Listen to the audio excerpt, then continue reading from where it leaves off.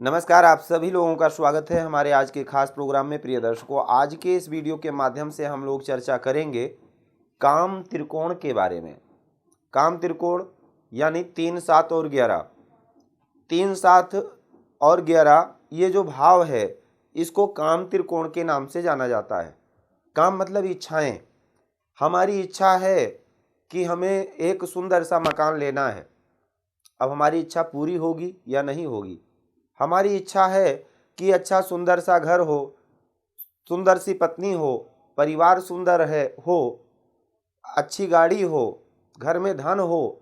जो अपने शौक के लिए हम वस्त्र लेना चाहते हैं, वाहन लेना चाहते हैं, जो इच्छाएं हमारे मन में जागृत हों वो प्राप्त हो जाए। अब वो प्राप्त होगी या नहीं होगी काम त्रिकोण ही बताएगा।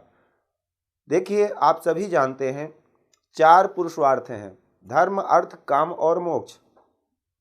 और 4 पुरुषार्थ जन्म पत्रिका के 12 भावों से ही देखा जाता है।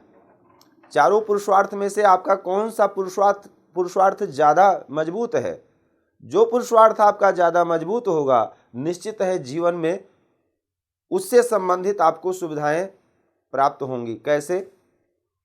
पिछले वीडियो में हम लोगों की चर्चा हो रखी है कि प्रथम, पंचम और नवम ये जो त्रिकोण भाव है, त्रिकोण क्यों, ये विशेष त्रिकोण को क्यों विशेष माना जाता है? त्रिकोण को विशेषता इसलिए दिया गया है कि लग्न के स्वामी, पंचम के स्वामी, नवम के स्वामी आपस में मित्र हैं। कोई भी राशि लग्न में आए, उसके मित्र की ही राशि पंचम में, उसके मित्र की ही राशि नवम भाव में आएगी। किसी भी लग्न की पत्रिका बना करके देख लीजिए आप।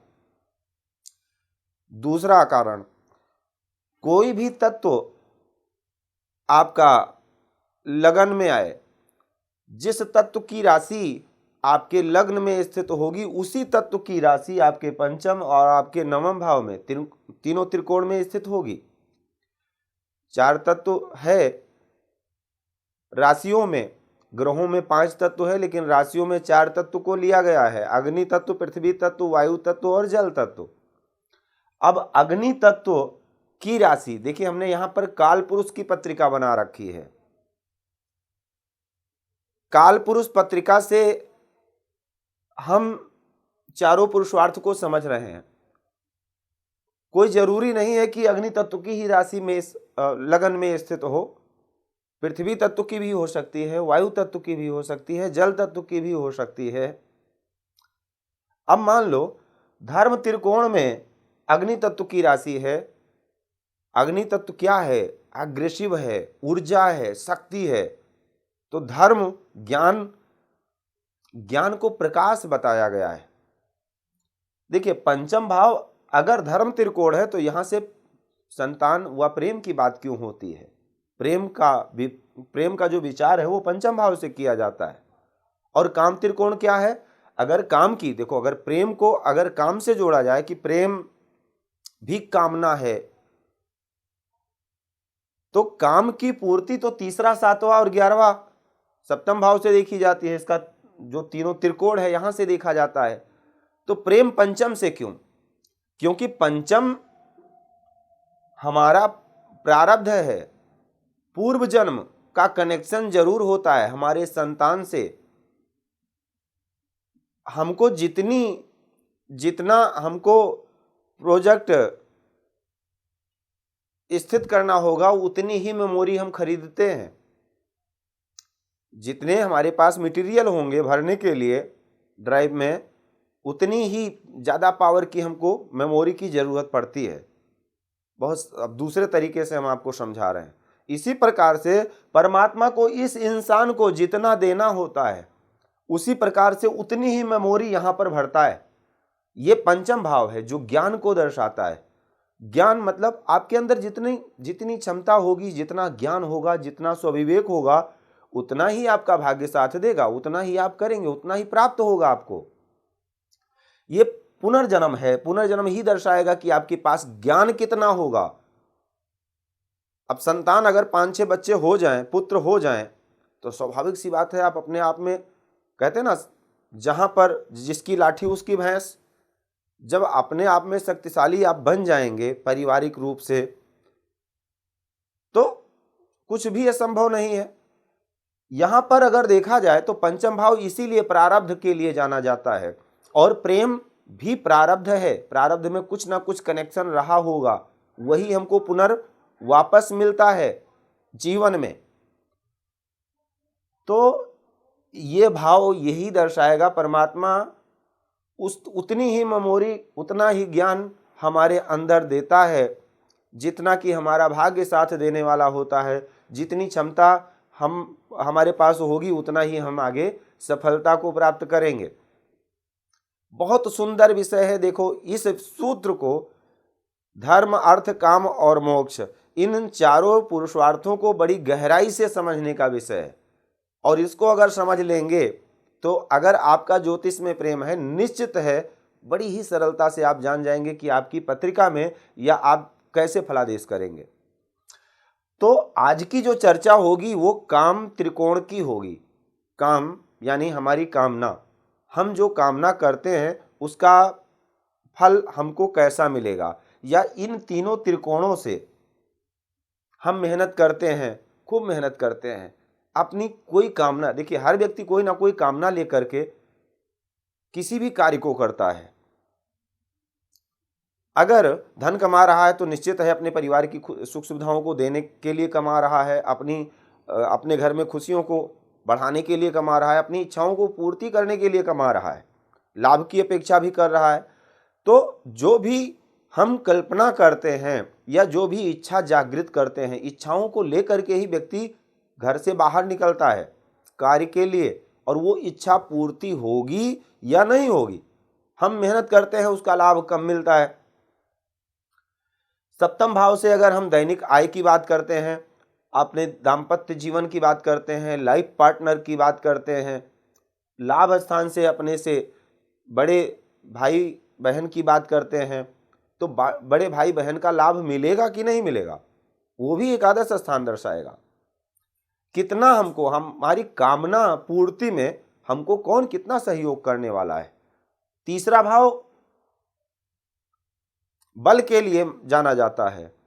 हम किसी इच्छा को जागृत, कोई इच्छा जागृत हुई, उसके लिए हमने बल प्रयोग किया कि नहीं किया, कर्म किया कि नहीं किया, कितना प्रयास किया, ये तीसरा भाव बताएगा। अब ये सुंदर कैसे बन जाता है और खराब कैसे बनता है। कोई भी राशि अगर इन भावों में आती है, अब कोई भी राशि का मतलब ये है, चाहे वो अग्नि तत्व की राशि आ जाए, चाहे पृथ्वी तत्व की राशि आ जाए, चाहे वायु तत्व की राशि आ जाए, या जल तत्व की राशि आ जाए। लेकिन अब कालपुरुष पत्रिका में मिथुन, तुला और कुंभ ये राशियां आएंगी इन तीनों त्रिकोणों में। इन त्रिकोणों में 4 त्रिकोण बनते हैं पत्रिका में। पहला है धर्म, दूसरा अर्थ, तीसरा काम और चौथा मोक्ष। 4 त्रिकोण हैं। और इन त्रिकोणों के स्वामी, यही समझना है, इन त्रिकोणों के स्वामी यदि आपस में युक्ति, दृष्टि या इन्हीं भावों में अगर बैठे हों, शुभ प्रभाव में हों, मित्र राशि के हों, केंद्र व त्रिकोण में हों, लाभ स्थान में हों, धन भाव में हों, निश्चित है ऐसे जातक का ये काम त्रिकोण जो है वो बलवान हो जाएगा। ऐसा जातक जो भी कार्य को करेगा, निश्चित है उसमें जो भी इच्छा जागृत करेगा वो प्राप्त होगा। काम त्रिकोण का मतलब कामना नहीं, भोग नहीं है, कामना है, हमारी इच्छा, जो अंदर से हृदय से इच्छा जागृत हुई कि हमको आज एक कीमती सामान कोई भी लेना है, हम उसको ले पाएंगे कि नहीं ले पाएंगे, यही कामना। और वो कामना पूर्ति तभी होती है जब ये तीनों त्रिकोण सहयोग करता है।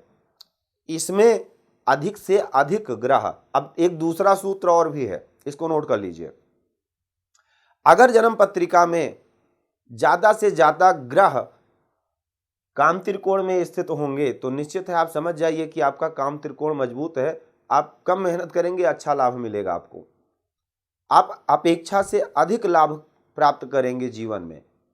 अगर आप कि पत्रिका में काम त्रिकोण मजबूत है, और विशेष रूप से अगर इसमें अधिक ग्रह हैं, आप ये भी समझ जाइए कि निश्चित है कि आपका जो मन है वो कामना में अधिक रहता है। आप ज़्यादा से ज़्यादा अपने वर्चस्व को, अपने वैभव को बढ़ाने का प्रयास करते हैं। कामनाएं आपके अंदर दिन प्रतिदिन बढ़ती जाती हैं और वो प्राप्ति भी होती हैं। कामना जागृत भी होती है और कामना की प्राप्ति भी होती है। हम जो भी इच्छा करते हैं वो हमें प्राप्त हो जाता है, अगर ज़्यादा से ज़्यादा ग्रह काम त्रिकोण भाव में स्थित हों।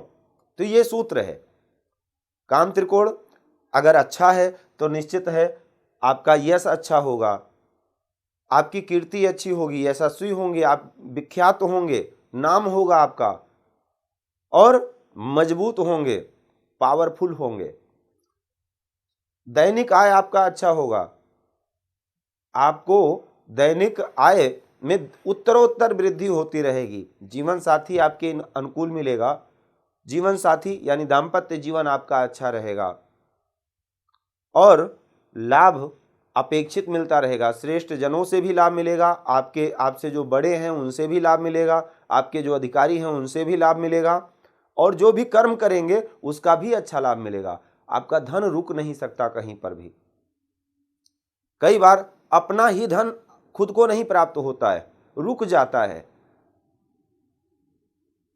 कब रुकता है? जब एकादश स्थान प्रभावित हो, लाभ स्थान, ये त्रिकोण है कामना का, तो ये प्राप्ति होने में तभी दिक्कत आती है। तो ये बहुत संक्षेप में है, देखिए इसीलिए हमने 4 वीडियो बनाया, क्योंकि इस पर बहुत है बोलने के लिए। अब अगर ज्यादा बोलेंगे तो वीडियो बहुत लंबा हो जाएगा, तो इसलिए हम एक पुरुषार्थ का वीडियो 4 वीडियो बना डाले हैं। तो अब जो कुछ रह गया है वो अगले, यानी मोक्ष जो पुरुषार्थ है, मोक्ष का जो त्रिकोण है, इस पर चर्चा करेंगे। धर्म, अर्थ और काम की चर्चा हो चुकी 3 वीडियो में। अगले वीडियो में होगी मोक्ष त्रिकोण की चर्चा, किस प्रकार से हो और कैसे हो। तो क्या, अच्छा एक सूत्र और है, अग्नि का शत्रु कौन? जल, और अग्नि का मित्र कौन? वायु। अगर आग को हवा मिलती है तो आग खूब धधक जाती है। इसी प्रकार से अब क्या, देखो एक सूत्र है, क्या धर्म मोक्ष का शत्रु है?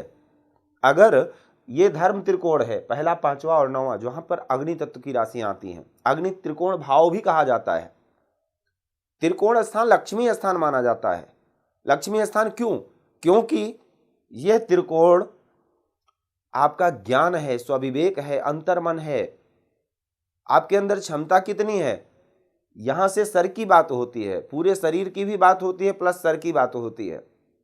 आपके मेमोरी में कितना है विवेक, ज्ञान, जितना ज्ञान होगा उतना, देखो ज्ञानी व्यक्ति के लिए धन कमाना बहुत बड़ी मुश्किल बात नहीं है अगर उसके पास ज्ञान है और ये भाग्य मजबूत है। ये त्रिकोण अगर पहला, पांचवा और नौवां अगर मजबूत है तो उसके लिए कुछ भी असंभव नहीं है। तो ये है ज्ञान, और ज्ञान के ही भाव को धर्म भाव कहा जाता है। अब धर्म के साथ साथ धर्म कई प्रकार का किया जाता है। बहुत सारे लोग धर्म करते हैं, लेकिन धर्म कुछ अपना नाम कमाने के लिए करते हैं। जहां पर हजारों की संख्या में लोग होंगे वहां पर जाकर के अपना नाम बुलवाएंगे कि हमने इतना दान किया। ऐसे दान का कोई फायदा नहीं है। इसीलिए तो लोग, बहुत जो विद्वान व्यक्ति हैं, जो रहस्यमयी हैं, वो गुप्त दान देते हैं, किसी को पता भी न लगने पाए किसने दिया है। बाबा तुलसीदास ने भी कहा है कि प्रथम भगत संतन कर संगा, दूसर मम रति कथा प्रसंगा, गुरु पद पंकज सेवा, तीसर भक्ति अमान, चौथी भक्ति मम गुण गण, करहि कपट तज ज्ञान। तो यहां पर ज्ञान के लिए निषेध बताया गया है। जो व्यक्ति ज्यादा ज्ञानी होगा, ज्ञानी से होने से भगवान की प्राप्ति नहीं हो सकती है। अगर हम बहुत ज्ञानी हो जाएंगे तो भगवान मिल जाएंगे, क्योंकि ज्ञानी व्यक्ति तर्क वितर्क बहुत करता है। भगवान को तो भाव से पाया जाता है, भक्ति से पाया जाता है, ठीक है। तो वहां पर मोक्ष का ज्ञान अगर देखा जाए, मोक्ष भाव में कालपुरुष पत्रिका में जल तत्व की राशि आती है 4, 8, 12, और ज्ञान वाले भाव में अग्नि तत्व की राशि आती है। तो अग्नि का जल कौन है? शत्रु है। तो ज्ञान ज्यादा लगाओगे तो मोक्ष नहीं मिलेगा। सिंपल, यहां पर ये भावार्थ है इसका। ऐसे ही श्रीमद् भागवत कथा में महात्म्य ही आती है, सबसे पहले ही दिन की कथा है, जिसमें भक्ति ज्ञान वैराग्य की कथा आती है। भक्ति जब वृंदावन में पहुंचती है तो ज्ञान वैराग्य जो है जर्जर अवस्था में हो जाते हैं और भक्ति युवा अवस्था में हो जाती है। कहने का मतलब मेन तात्पर्य यही है, भक्ति के 2 पुत्र हैं जिसका नाम है ज्ञान और वैराग्य। तो वहां पर भक्ति जहां पर आ जाएगी वहां का ज्ञान कोई मायने ही नहीं रखता है। ज्ञान भक्ति जहां पर होगी, मुक्ति भक्ति की दासी है, भक्ति की मुक्ति दासी है। तो आप सोच सकते हैं भक्ति की क्या विशेषता है। भक्ति के लिए ज्ञान की जरूरत नहीं है, मोक्ष के लिए ज्ञान की जरूरत नहीं है। भक्ति मोक्ष के लिए तो भक्ति होनी चाहिए। तो वहां पर ज्ञान वैराग्य जो उसके पुत्र हैं, ज्ञान वो जर्जर अवस्था में हो जाते हैं और भक्ति युवा अवस्था में हो जाती है। ये यहीं से प्रसंग प्रारंभ होता है श्रीमद् भागवत का। तो कहने का मेन तात्पर्य यह है, अग्नि तत्व की राशि धर्म भाव में है, ज्ञान भाव में है, और मोक्ष तत्व की जल तत्व की जो राशि है, मोक्ष त्रिकोण की जो राशि है, वो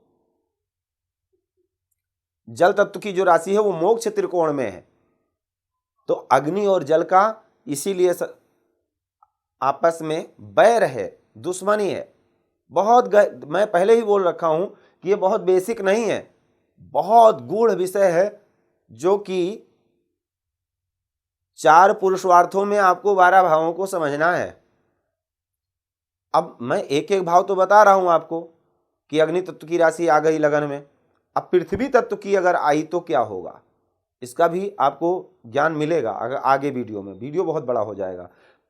अगर ये पाठ अगर आपको अच्छा लग रहा है तो इसको लाइक शेयर जरूर करें, और चैनल को भी सब्सक्राइब कर लेंगे तो आने वाला हर वीडियो आपको सबसे पहले प्राप्त होगा। अगर कंसल्टेंसी चाहिए तो उसके लिए स्क्रीन पर दिए गए नंबर पर संपर्क कर सकते हैं। जय सिया राम। भूमि, भवन, वाहन, धन संपत्ति, शादी, व्यापार एवं संतान आदि से संबंधित समस्याओं से हैं परेशान और चाहते हैं उसका संपूर्ण निदान, तो ज्योतिर्विद अमरीश तिवारी जी से तुरंत संपर्क करें।